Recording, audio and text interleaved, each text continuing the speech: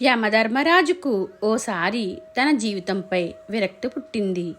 ఆయుష్ తీరిన జీవుల ప్రాణాలను హరించడం, వారికి నరకదండన విధించడం ఇదే పని కావడంతో ఆయనకు తన పని మీద విసుగు పుట్టింది.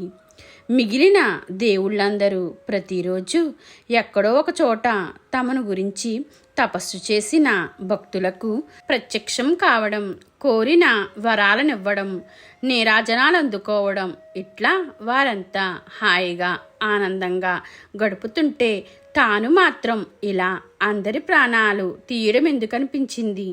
దాంతో బ్రహ్మ వద్దకెళ్ళి తన పరిస్థితినంతా వివరించి కొన్నాళ్ల పాటు భూలోకానికి వెళ్ళొస్తానని మొరపెట్టుకున్నాడు. అందుకు బ్రహ్మ, యమ నిన్ను పంపడానికి నాకేమీ అభ్యంతరం లేదు, కానీ అక్కడికెళ్ళి ఏం చేస్తావు అడిగాడు.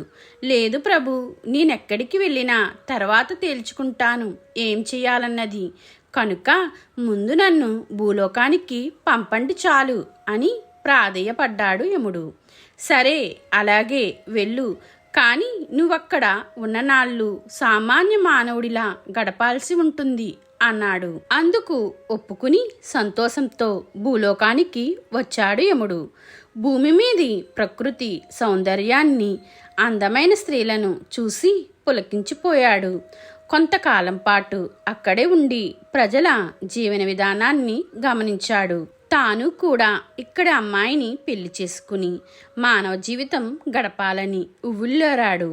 తాను బస చేసిన చోట సుగంధి అనే చక్కటి యువతిని చూసి మోహించాడు. ఓ అందమైన యువకుడి వేషం ధరించి ఆమె వద్దకెళ్ళి కాసేపు ఆ మాట ఈ మాట మాట్లాడి చివరికి అసలు విషయం చెప్పాడు. ఆమె అందుకు ఒప్పుకుంది. అయితే ఇంటి పనంతా అతడే చేయాలని షరతు పెట్టింది. యముడు సంతోషంగా ఆమెను పెళ్లి చేసుకున్నాడు. కొన్నాళ్ళు గడిచాక యముడికి ఇంటి పనుల్లోని కష్టాలన్నీ అనుభవమయ్యాయి. ఏమైనా చేద్దామంటే తన శక్తులేమీ పనిచేయవు. చివరికెలాగో ఇరుగు పొరుగు సలహాతో అతి కష్టం మీద పొయ్యి రాజేసి అన్నం వండి భార్యను పిలిచాడు. పళ్ళెంలో సంకటి ముద్దలా ఉన్న ఆ అన్నాన్ని చూసి సుగంధి మండిపడింది. ఈసారి సరిగ్గా వండకపోతే ఊరుకోనని కేకలేసి విసవిస వెళ్ళిపోయింది.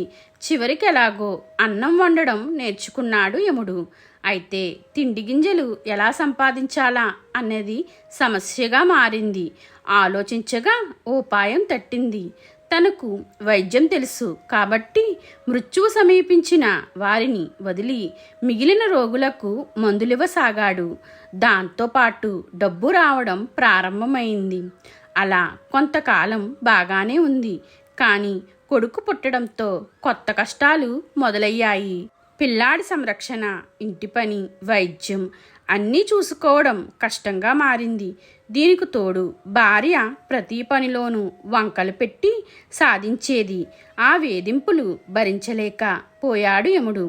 అంతకుముందు తను చేసిన పనే బాగుందనిపించింది. దాంతో బతుకు జీవుడా అనుకుంటూ వెనక్కు తిరిగి చూడకుండా తన లోకానికి పయనం కట్టాడు. మీకు ఈ వీడియో నచ్చితే లైక్ చేయండి, షేర్ చేయండి, కామెంట్ చేయండి, నా ఛానల్ని సబ్స్క్రైబ్ చేసుకోండి.